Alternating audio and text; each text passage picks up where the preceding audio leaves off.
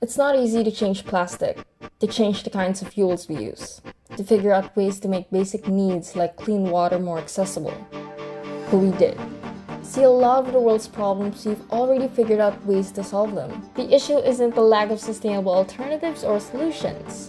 It's the implementation, the execution, the follow-through of those ideas to society.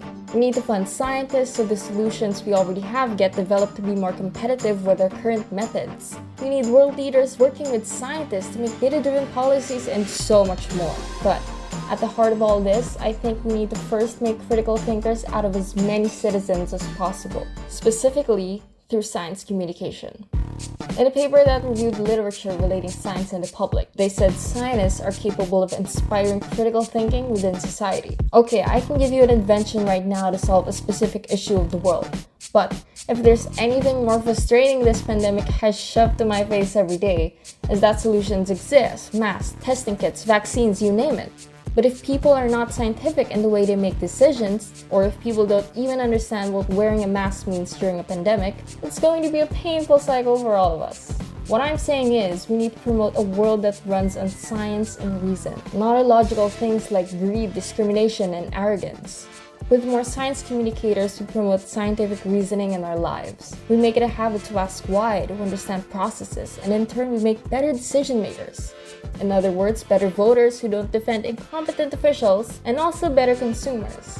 And just like any other complex issue in the world, any solution alone, even science communication, isn't enough. But I find there's a great need to promote scientific thinking online. People post the most illogical, the most outright headache-giving comments on the internet. But what's cool to think about is that they're probably your relative, your friend, your friend's relative, or your friend's relative. We can take advantage of the internet connecting so many people. If you're someone who has the time, who has some energy to spare for the world, become your local science communicator. We all learn in unique ways, and when there are more science communicators out there teaching in those unique ways, we increase our chances of engaging more and more people in science. In addition, a paper I mentioned earlier showed that the preferred model of science communication seems to be an interactive process, closer to a dialogue than to one-way mass communication. So don't worry so much about not having thousands of people taking in your content. Take any scientific concept that intrigues you and nerd out. Lastly, don't be afraid of dumbing down science because there is no such thing.